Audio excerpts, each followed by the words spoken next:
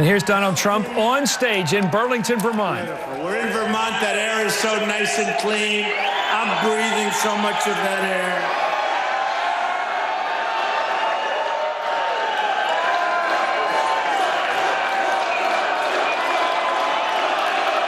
Thank you. That's so great. That is so great. It is true. I got here. I said, I just want to breathe that air. I went outside. There's like 20,000 people. We can't get them in. So you are very, very lucky tonight, I hope, right? You're going to be very happy. They have a crowd that stretched. It must be 15 blocks. I've never seen anything like it. But we do have big crowds everywhere. People want to see our country great again. They want to see a lot of positive things happen, and that's going to happen. We're going to make it something really special. We're going to make it really special. We've been taking a lot of hits. We don't have victories anymore. You understand? We don't. When was the last time?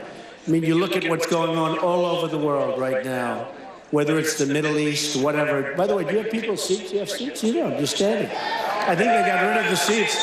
They got rid of seats. They took some seats out so we could get more people. Yeah, go down. Sit down. Sit down. Be comfortable. Thank you, man. Be comfortable.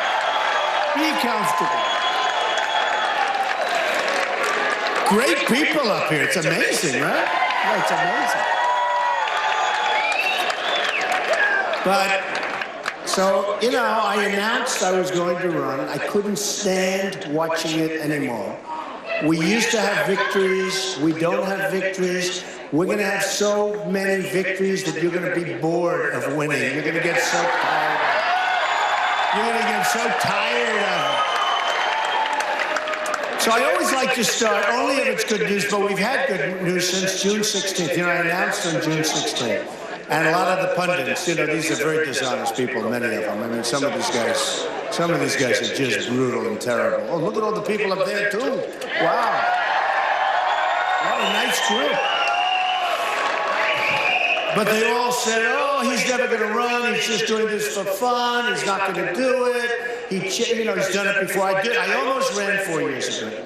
I wish I did. I really wish. Because honestly, that was an election that could have been won. It should have been won. But, hey, so we delay it. Maybe this is better, okay? Who knows? We've gone deeper into the abyss, that I can tell you. But I think, I'm very happy because in Vermont, okay, you know what these are? I love ratings. These other candidates, why do you always talk about ratings? Because I'm number one. If I were number two, it's true. If we're number two, we don't talk about the ratings, right? We don't talk about the ratings. But in Vermont, I'm number one by a lot, 32%, beating everybody. Very important. Very important. NBC did a big poll, 35% by far number one, killing everybody. I won't even say, should I say who's number two or not even bother? They're so far. They say no. I mean, they're so far behind. I hope it doesn't matter. Today, Reuters, listen to this one, 43%, 43. And you ever notice at the beginning, I'd come out, we start with nothing. Jeb Bush was actually leading, and then we found out he had no energy, and he went down the tube. No, we need energy, folks. We need energy. We need energy. You know, you had Jeb Bush, you had Rand Paul. He's like gone. In fact, he won't make the stage. He said, if I don't make the main stage, I think he's quitting or something if he doesn't make the main stage. So it looks like he's not going to make the main stage. So I guess that means, I'll tell you what, Kentucky's a great state. I can't imagine somebody's not going to challenge him after the horrible job he's done with this, right? If I were in Kentucky, I would challenge him. I would run in a primary, and you would win. But that's his problem. That's not my problem. We probably won't see him too much longer. But we've had a total now of 17. We started off with 17. One by one, they disappear. And everybody so far that's disappeared has taken on Trump. And you remember Governor Perry? He was brutal. Gone, right? Lindsey Graham, gone. Go ahead, Governor Walker, nice guy, gone. These were all guys, I feel guilty. Actually, I feel guilty, and plenty of others. How about Pataki? He had zero. Pataki, he had 0, 0, 0, 0. I said, at what point, when do you leave when you have all zeros, right? They actually had him down once with a 0 and the arrow to the left, which meant less than nothing. And I said, I think it's a typo. How do you have less than nothing? So we've lost a lot of very fine people, really fine people. And it's been an experience because, when I first came out, I was watching the pundits say this is the finest field of talent the Republicans have put on since World War II. They said World War II, and I said, wow. Charles Krauthammer said it's the finest group of talent they've had in decades. And I said, man, that's bad. I'm running against all this talent. And then I said, after like a couple of months, I said, rerun that. I want to see this. You really mean that? But because we're going to do things that nobody else can do, folks. We're going to fix this country. We're going to make it so great. We're going to do things that nobody else can do. And by the way, I have to say, these are Republicans, and some of them I really like, and some of them I really respect. You don't respect everybody. You can't respect. We are going to build a wall. Don't worry about it.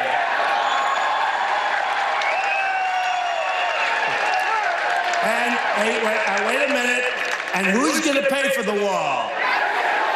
Who's going to pay for the wall? Who's going to pay for the wall? I've never done that before. That's actually true. I've never done that before. That's very funny.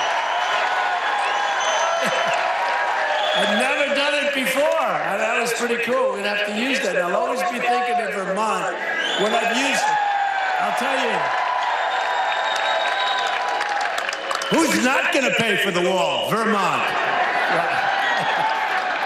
So it was interesting because when we said we're going to come up here, a lot of people said, why? And most of the guys are not coming up, They're afraid to come up here because it has a tendency to be a little bit liberal, pretty rough, okay? No. And if you look at the candidates, they're not coming here. I think I'm like the only one. I'm the only one. And I said, no, I think. And all over the networks tonight, you know what? All over the networks, all over the place. This turned out to be different. I thought it would be a nice, soft evening. We'll have 500, 600 people. We'll sit around a little fireside. We'll talk. We'll have some fun.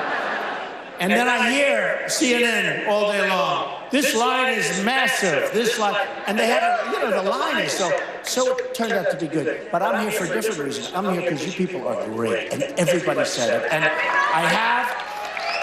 I have a friend who's in my campaign who's very much attuned to Vermont, loves Vermont. He said, you got to do it. I said, I want to do it. Let's do it. And now I find out I'm the guy, and I think people are going to remember that when it comes time to pull that little lever. Okay? They're going to remember. They're going to remember. So, on the poll. So we're winning with Vermont, winning with Reuters, winning with NBC, winning with Washington Post, ABC, winning with everything. I mean, honestly, we're winning with everything. We're winning in Iowa, CNN, 33-20. New poll. And very importantly, they have these polls. It's interesting, these politicians, they go out and they hire pollsters. They pay them hundreds of thousands of dollars a month. No, you wouldn't believe the money. And I didn't do it. By the way, I'm self-funding my own campaign. Nobody's giving me money. Nobody.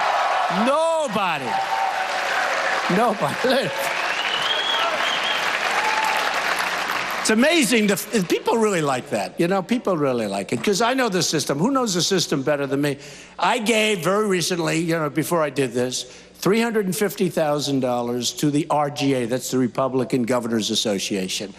And over the years, I've given millions and millions of dollars to candidates, and I understand what it means. And I'm not saying right, wrong, but you know what? When you give, and let's say you have a company, and you want something for that company, or a country you're representing as a lobbyist or a special interest, and you want something for that country because they pay you a fortune, what happens, you gave millions of dollars, like Jeb took a fortune. The guy took in $128 million. He's a stiff. How do you get that kind of money? Although, actually, he said some very nice things about me today. And I couldn't believe it, actually. He spent like $10 million in ads against me. But he said, I'm a gifted politician. I said, maybe that's not good, being a gift. I wish he just said I was gifted, left the politician out. No, I thought it was nice. He said I'm a very gifted politician, I'm very successful, this and that. See, now I would never say that about my opponent. I would say my opponent has nothing going. My opponent is horrible, terrible. My opponent is a loser. We always say loser, right? You know, there are some words, but actually Jeb was very nice to me today, so I appreciated that. But there are some words that I went to an Ivy League school. I went to the Wharton School of Finance, and a lot of people say, it's wonderful, some of the pundits, they say, he's plain spoken. Plain spoken. You know, I don't know, is that nice? Is that good or bad? I don't like it, actually. Plain spoken. I guarantee I have a vocabulary better than all of them, certainly most of them. I know I have an IQ better than all of them. I know that. But they say he's plain spoken. And then I was saying the other night, you know, I was trying to describe the stupidity that goes on. And I'd always use the word like they're incompetent, they don't know what they're doing. But then you go back to the same word, stupidity. You say, what is a better word to describe what's happened to our country? What's a better word than the word stupid? Stupid. It's a stupid. We're being led by stupid people. I mean, think of it. Think of it. I mean, sometimes the words, they just come out, they're the right words, they're the better words. You look at what's happened, and take a look at this. We have a deal that we just made with Iran. One of the dumbest, think of it. One of the dumbest transactions I've ever seen. Now, between countries, unbelievable. But I'm talking about we did The Art of the Deal. Everybody here probably read The Art of the Deal, right? Did most of you read it? Who read it? Who read it? Yeah, almost everyone. So they do a deal. They give Iran $150 billion. They have so much, they're so rich. If Iran were a stock, buy it, okay?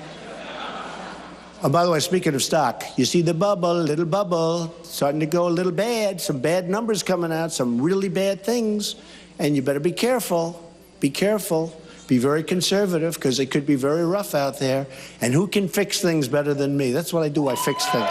That's what I do. That's what I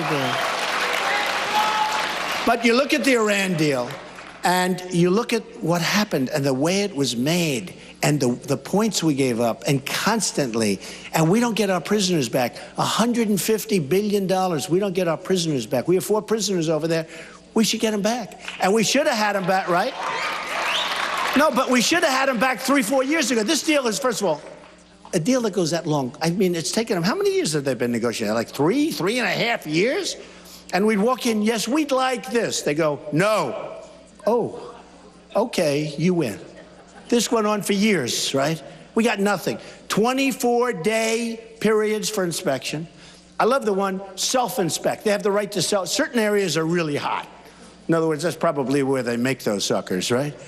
So they have the right to self-inspect. So they're going to self. So we call up, we understand that you're doing nuclear at this location. Okay, well, inspect it. We'll call you back tomorrow. No, we're not doing it.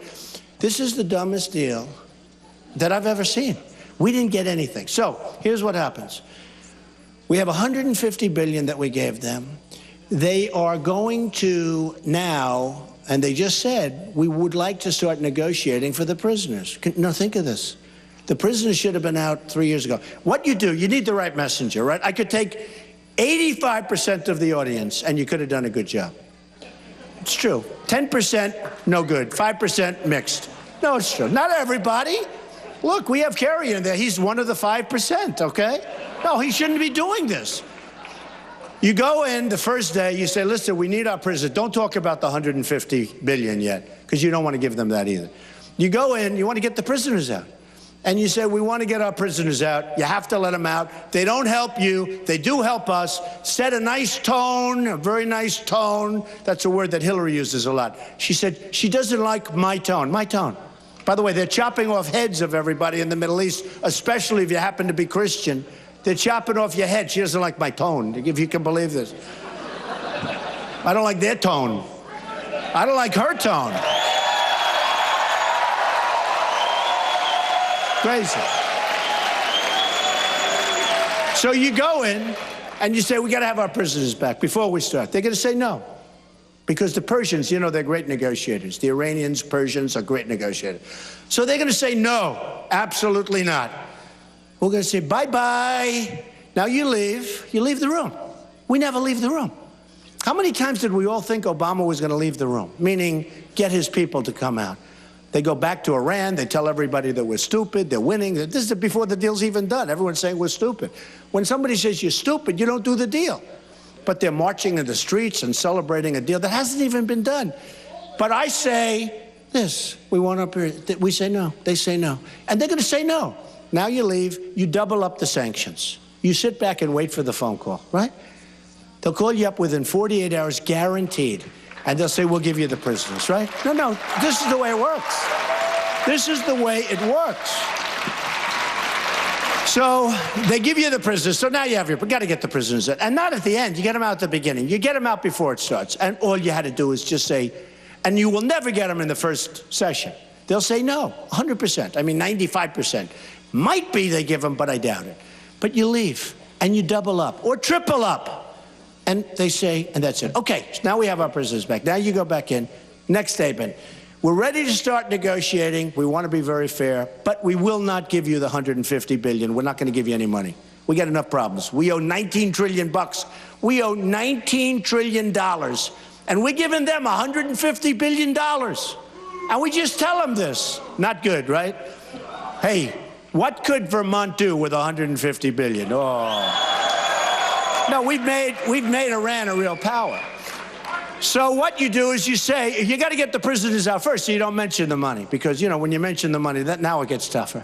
So now they say, no, we have to have that money. We say, you're not going to have it. I mean, you're just not going to have it. We don't have it. Claim poverty. We're a poor nation. We owe $19 trillion. The stupid budget that was approved 2 weeks ago, this stupid budget. Now, how about that? Did you ever see a budget approved so fast? And that's worth $2 billion. That's worth $2 trillion. So now we're going to be at $21 trillion. Here's the budget. I don't get it. You know, the only one, because I think Obama is one of the worst negotiators, perhaps, in the history of the world, okay?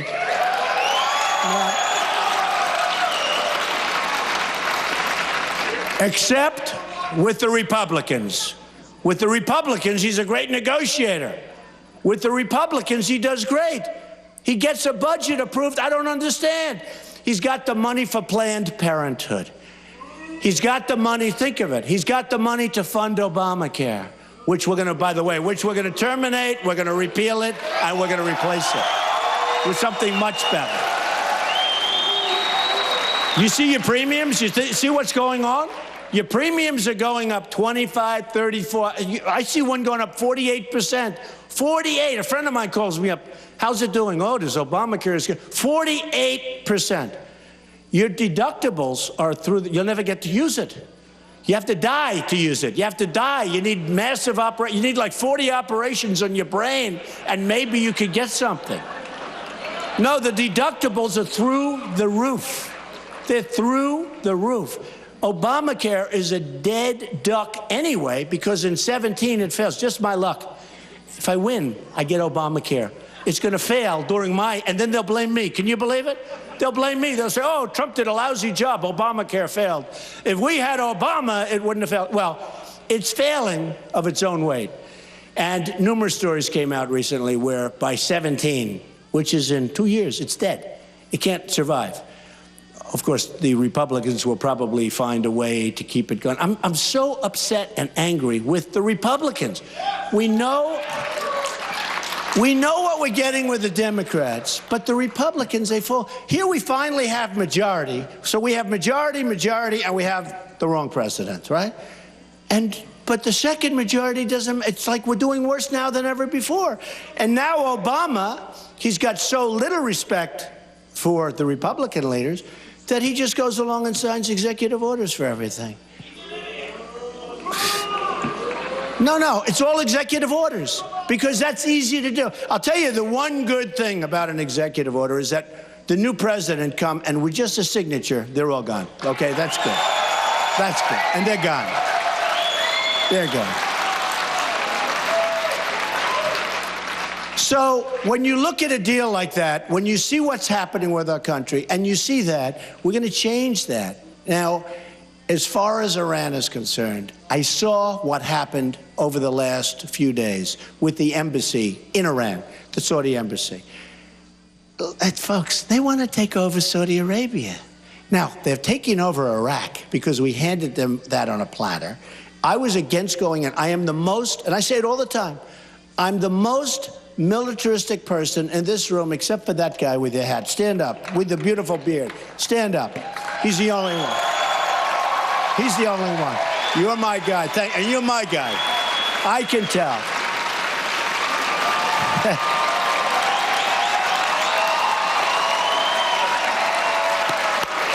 Do I know my people? And I've never met him before. He just looks good to me. No, I said he's the only person more militaristic than I am, okay? And you are. You know what I'm talking about. No, but I'm the most. And we're going to make our military so strong, so powerful, so big, so good. So good.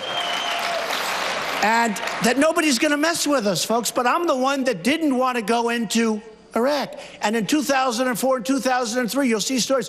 Trump said, don't go into Iraq. You're going to destabilize the Middle East. Okay? I mean, say what we want. We spend $2 trillion, right? $2 trillion. $2 trillion. Wounded warriors who I love all over the place. I see them, so many. Some of them so badly injured, and they have a better attitude than I have, and they have a better attitude than half of the people in the room have. I mean, these are amazing people, men and women, what they've gone through and their attitude.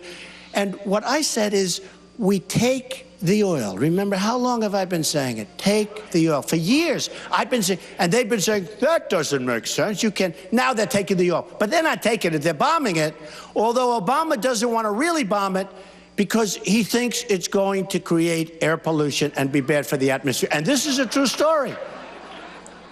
What do you think of General Douglas MacArthur if they said, you can't really bomb the oil because it's bad for the environment? Do you think he might say, I don't give a damn, bomb? No, we need Douglas MacArthur. We need General Patton. We need people. We need people. These were great people. These were incredible people. These were people that won. They know how to win. We don't have people that know how to win. We need people. And you know what? In the service we have, I know a lot about West Point and Annapolis and the Air Force Academy, etc. We have great people. We have great people. We let one of our best generals go because he had foul language. He talked he had a lot, you know what I'm talking about. He had foul language. And we let him go, and yet the people loved him. His soldiers, his guys, and women, they absolutely loved this guy. They wanted to fight for the guy, but he was very foul-mouthed. Who the hell cares? We got to start winning.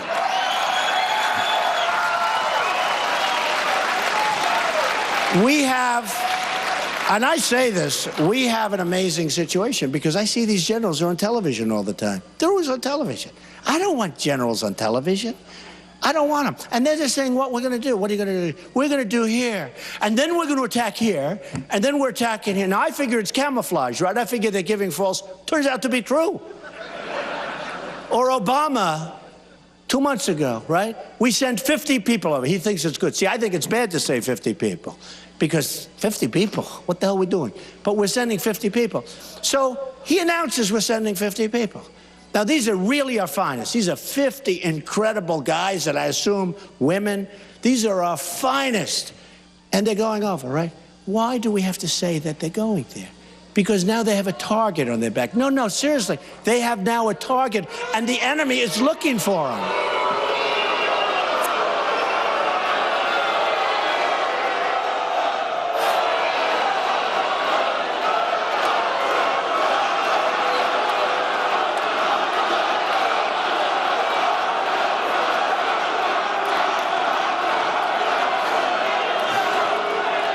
Unbelievable. Unbelievable. Unbelievable. That was a very mild protester, I would say. You know what I love about the protesters, though, and I'll tell you, is that, what's that? Is that a camera? Is that a camera? Are you on my side or somebody else? He's holding something up, and I hope it's a camera. Okay. He's on my side. I can see. He's one of our guys. He's one of the good guys. But you know, like these protesters, they come in, and the only thing I like about them is that look at all those cameras back there. Look at all of them. Everybody's on television, but they never show the crowd. They never want to show the crowd. And the good thing about the protest, they won't turn them. In fact, I used to think that like they're fixed. It's a modern camera, right? So they're fixed so you can't turn them. It's always on my face, right? And you've heard me say this before. They never turn them.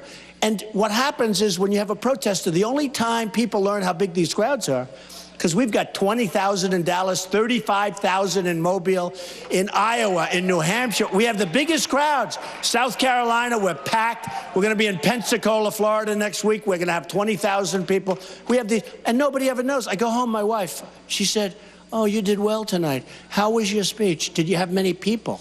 I said, "Many people? The place was packed. I had thousands. I had 15,000 people in Lowell, Massachusetts the other night. You saw that. We set a record in the history of the arena." And she'll say, "Did you have many people?"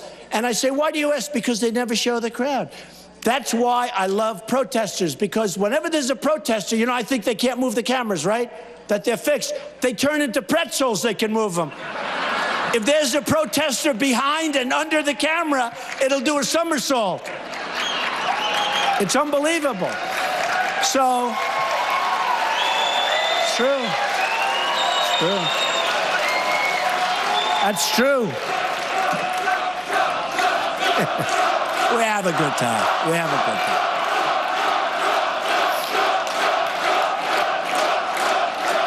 Thank you. We have a good time. You know, we have a good time with a bad subject because we don't have much going, right? We don't have much going in terms of, and I always say, I tweeted out today, @RealDonaldTrump, @RealDonaldTrump. It's great. 5.5 million people. I have more than 5 on Facebook. I have like all this. It's sort of like owning the New York Times without the losses. It's unbelievable. No, it's true. You tweet out, you have millions and millions of people. I mean, friends of mine, they do a book. Would you do me a favor? What? Could you tweet out that I'm doing a book? So if I like the guy or the woman and they're doing a book, I tweet it, and all of a sudden they become a bestseller, and then they don't talk to me anymore. They give me no credit. They give me no credit. But it is a powerful instrument. You know, we're dealing in social media, and we're getting a lot of credit for doing a good job with social media. And a lot of the voters, it's true. A lot of the voters are going to be coming out, and it's, you know, it's been really amazing. So just to finish you off with the rent. So what we do is we negotiate properly. And I have the greatest negotiators in the world want to come with me. And Carl Icahn, one of the great businessmen, endorsed me, and many others. You know Carl. And they don't want money. They don't want money. They want to help. They want to do something. You know, they've made billions and billions of dollars. They don't need to be paid, you know, a salary. Now we have negotiating against China. We have people that are political hacks. We have people that gave money and they want to be in, you know, in government. And I want to pick the finest people. Some of them, get prepared, are not nice. They have bad personalities, but they're brutal, brutal, genius killers. I want them, right? Don't you that? I mean, we lose so much money on trade and all of these other things. So you're right. So here's what's happened. And over the last short period of time, I've been talking about the deal with Iran, and I've been saying it's one of the worst deals. But then I thought it's even worse than I thought, because I thought the $150 billion that they got and all of the other things that they got, and they'll have nuclear proliferation all over the place because of that deal. And that deal is horrible for Israel, by the way. Horrible. It's really horrible for the Middle East, but it's horrible for Israel. And Netanyahu, I don't know, he was having an awfully hard time. I think Barack Obama is the single worst thing that's ever happened to Israel. I really mean it. And then I said to myself, okay, so they made this great deal. They made this great deal. And then I said, you know, it's one of the greatest deals. And I started thinking, no, it's not. The greatest deal they also made, they made the 2 great deals. It's like a movie company, like, you know, you take Marvel, where they have these great successes, right? They've got like 5 of the top 10 movies ever. Well, this is the same thing. Think of it. So they make this great deal. What else do they get? They got Iraq.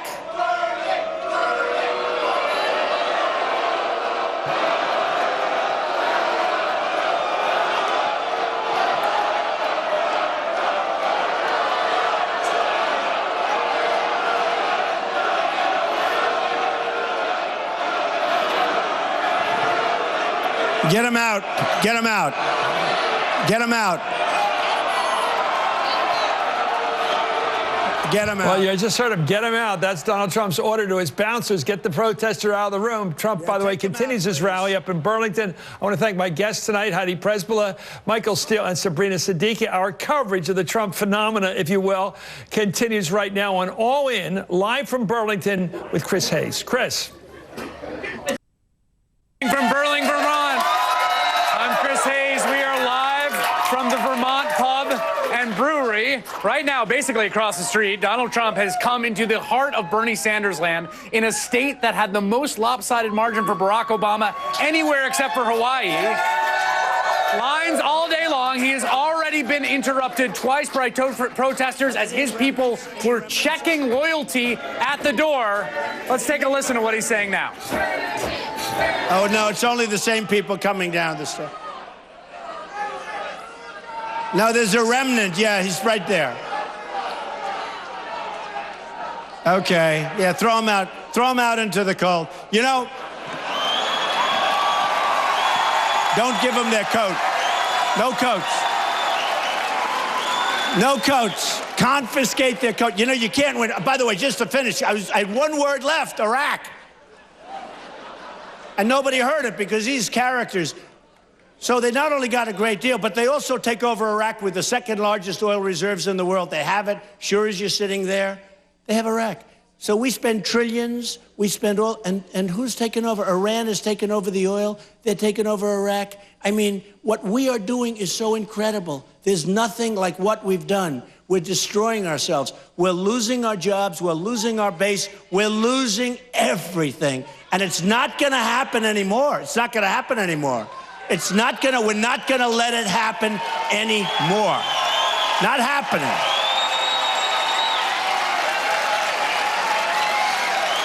Now, I will tell you something about the protesters, and I respect what they're doing, but I really believe, unless they have a substance abuse problem, which is probably there,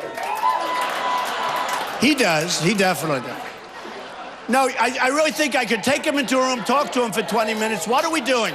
We want strong military. We want good health care. We want a great country. We want low taxes. I've cut the taxes way down, especially for the middle class in business.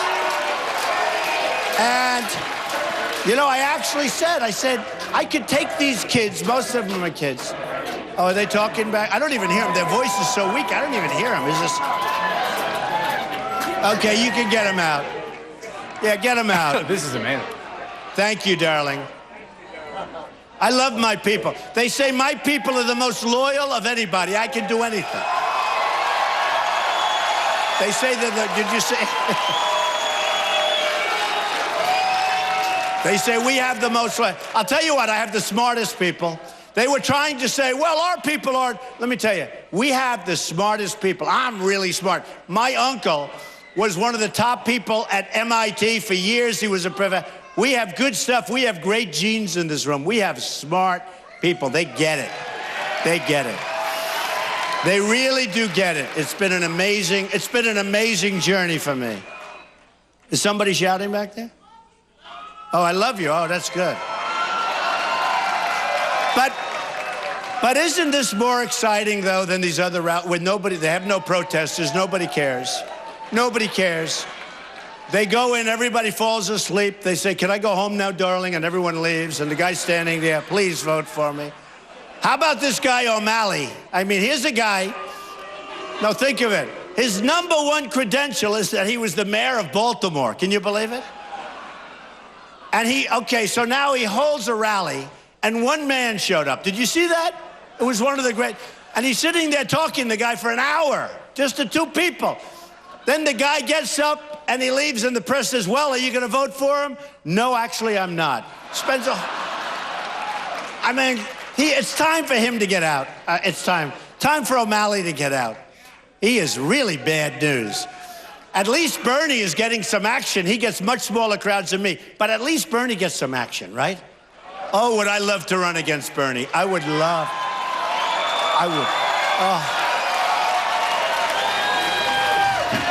That would be a dream come true.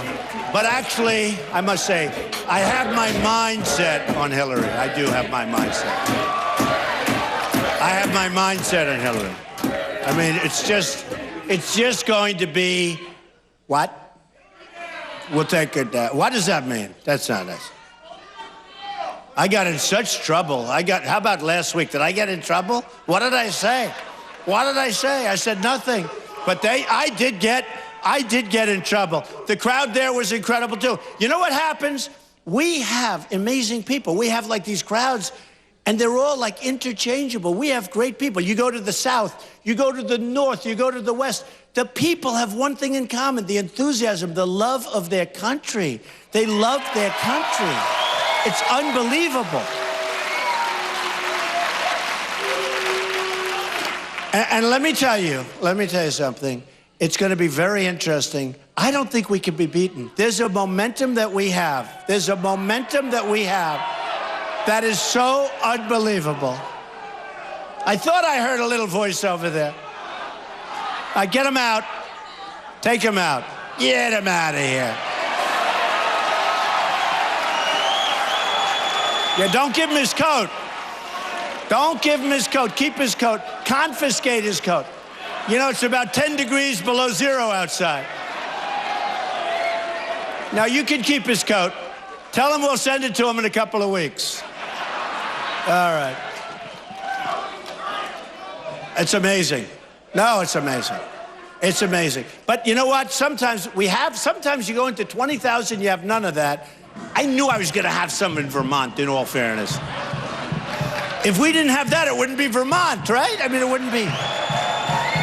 Hey, why do you think the other Republicans are not coming up here, folks, okay? I'm the only one.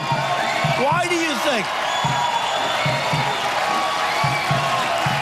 But it's a funny story. So the first time it happened was a couple of months ago, and I was really nasty. Because, I'm not getting out there with it. But I'll tell you one thing. We all like Bernie. Do we like Bernie? Okay. Well, if you want to pay a 90% tax, I mean, he wants to tax you at 90%. Okay, so you don't like him. I wasn't sure I had to feel that out. But how about when the two young women took over his microphone? They came up screaming at him, and he retreated. He went like this. And they made the speech for the rest of the night. That won't happen with me, I promise. I promise. I promise.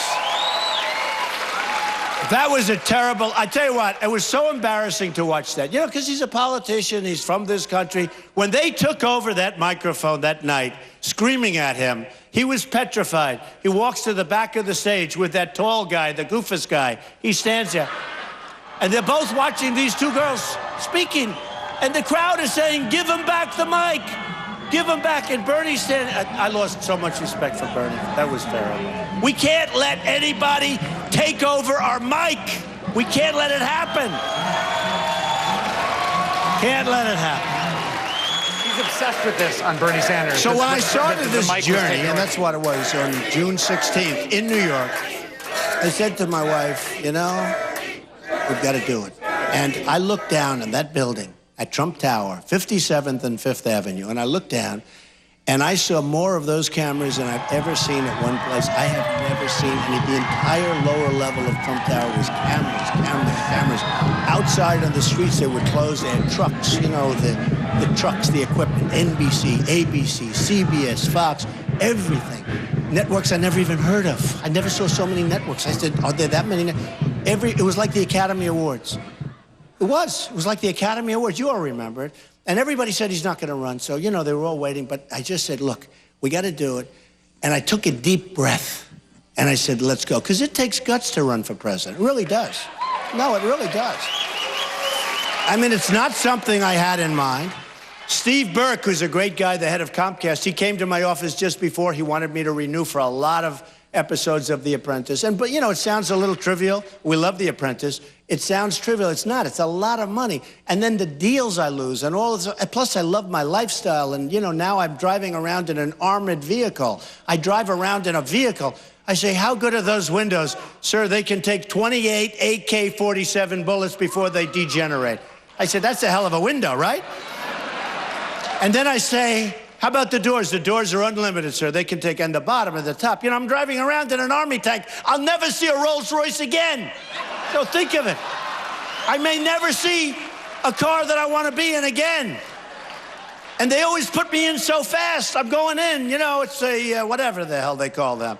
And I, boom, get in. Boom, the door closes. And when that door closes, I mean, we're talking about, the only thing good, if you ever get hit, nothing's going to happen, I'll tell you that. But it's been a really amazing experience. I mean, the best part of the experience are the people that I've met. The people in this country are so competent. I mean, they're so incredible. And they're so enthusiastic. And I mean that. I love the people. I love the people. But I said to my wife, I said, come on, we have to do it. We got to do it. And I literally didn't know until that escalator. We've all seen the famous escalator ride down, right? Melania in a beautiful white suit and me waving. Oh, hey, I didn't even know who the hell I was waving to. And I came down and we made a speech and we talked about illegal immigration, right? Did I take heat? Oh, did I take... Rush Limbaugh said he has never seen so much incoming to one person. It's true. I've never had anything like it. And then 2 weeks later, it started dying down, dying down. Now, people are saying he's right. It's turned out to be right. It's now, I'm like, all these guys are trying to catch me. And Ted Cruz, who I like, but 3 nights ago, he was being interviewed. And he said, and we will build the wall. He never said that. My wife said, that gentleman just said we're going to build a wall. He's going to build a wall. I said, he never said that before. So they're all coming to me, and they're all, but nobody can do it like, first of all, nobody can build a wall like me, that's for sure, okay? I'll build all right, we are continuing to listen to Donald Trump, who is just down the block here from the Vermont Pub and Brewery. We can keep listening to him if you folks want to keep listening to him here in the Vermont Pub and Brewery. Okay. I listen to the crowd. The crowd has its way. That sentiment that's inside the location here, I think, is broadly shared by a lot of folks in Burlington, in Vermont. Certainly protesters outside. Joining me now from outside the rally, NBC News correspondent Katie Tur. And Katie, it looked like every time a protester was in the hall and got tossed out, they would come outside to cheers from the protesters across the street. Yeah, and each one of them does a little victory dance. It's hard to, you got to remind yourself that you're covering a political campaign, covering a candidate for president, because oftentimes these rallies, and especially this one, can seem more like a rock concert or a circus even, with the protesters and the supporters. They're fighting, they're cheering, they're going inside and they're pumping their fists, and they're just so excited to be here. It's jarring. It must be so weird to cover a candidate like Jeb Bush or Marco Rubio even, because of the difference there is between the crowds. But this is certainly one of the bigger protests we've seen for a Donald Trump rally, and it's not surprising. Look, here's another one. They're jumping up and down, and everyone's cheering for them. So this is definitely a new thing, but there are often protests at all of his rallies, certainly not this large. I want to give you an interesting fact, though, about Vermont. Why is he here? Well, this state votes on March 1st. It's an SEC primary state. Nobody campaigns up here because they assume it's a blue state. Why bother? Trump does a little bit of campaigning up here, a little bit of campaigning even in Massachusetts, and then he's able to, hopefully in his camp, walk away with this state, win two states pretty easily. Vermont also is, as we've been talking about, the home of Bernie Sanders. Okay, look, here's another one. And when he comes in here and says, I can draw 20,000 people who will RSVP for me, look what I can do in Bernie Sanders' backyard. I am a crossover candidate. I can win where nobody else can. And a little fact about Vermont, it was a red state for a long time. From the 1850s until 1992, they only voted for one Democrat. Then in 1992, they voted for Bill Clinton, and it has been a blue state ever since. So there is certainly some thinking among the Trump campaign that maybe they could do some damage here, potentially. I don't know about that, though. You can't win with these people. All right, Katie, thank you much. So the story sort of going into tonight, right, was Donald Trump comes into Bernie Sanders' backyard. We went over to the Bernie Sanders headquarters today. We'll bring you some of those interviews. But the question was, they gave out these 20,000 tickets. The venue seats 1,400. We got here at about 11 o'clock today. We started talking to people online, and the question was, What's the deal? Are these people here actually to see Trump? Are they here to jeer Trump or protest Trump? Are they undecided about how they feel about Trump? Well, what ended up happening was when folks got to the door, despite the fact that many had been waiting for 5 or 6 or 7 hours, some, I think, in just genuine good faith wanted to hear what the guy had to say. They were asked point blank, are you a supporter or not? And if they said no, they were tossed out. Joining me now are 3 people who were turned away from the Trump rally. Jess Kell, who was one of the first people to line up this morning, as well as college students and siblings, Caroline and Tim Jones. Jess, so what brought you down to the rally? I came down because I wanted to see the process as it unfolded. And you were with your son, right? My son was in line at 10 this morning. I actually got here around 4. Okay, so you go up and you're about to go in, and what did they say to you? They said, "Are you a Trump supporter?" And I said, "I'm here to listen and observe and learn." And they repeated their question, "Are you a Trump supporter?" And I said, "I'm here to listen." And they indicated that I needed to leave. And you need to leave now or you'll be arrested for trespassing. This is a private event. They said it's a private event for Trump supporters, and if you were trespassing if you were not a supporter. And I was escorted out by the police. So Caroline, what happened to you when you got to the line? It was a pretty similar event. I got up to the front of the line after waiting for 6 hours with my brother in the cold, and a man asked me if I was a Trump supporter, and I didn't think twice about it. I just said no, and he told me that I had to leave, and I started to argue with him, and he pulled a policeman over who told me the same thing, that I'd be arrested for trespassing if I didn't leave. What's your response to that? I mean, one of the things that struck me, right, was it seemed to me like the city of Burlington, the sort of municipal officials here, I talked to the police chief and the mayor, we're going out of their way to say, look, this is we welcome him to the town, this is America, democracy, First Amendment, he wants to have a rally here, good for him. How do you feel about being kicked out? I mean, I think the real shame is that, when you have a political event, they have, they say online, if it was a Fish concert, they would totally shut down the event. They would be not, with the irresponsibility of the campaign giving so many tickets away and with so many few seats to actually hold people, then they wouldn't even let those people in. But to those, the fact is, there are a lot of people who just wanted to hear the campaign. Right. Yeah. You know And in some ways, that's in some ways, when you're on the trail in, say, Iowa and New Hampshire, right? You do events not just for your supporters. In fact, that's what campaigning generally is going to talk to people who don't yet support you to try to convince you. And I was undecided. Right. I wanted to hear the opposing points of view. I wanted to hear why, because I hadn't seen him speak in person. There's certainly many reasons that he may not have come across that way in the way that media portrays him. But I talked to people today. I thought it was interesting. What Katie said there is key. If you go back and look at 2008, right? Barack Obama campaigned in states that people forgot about, and it actually helped him put points on the board.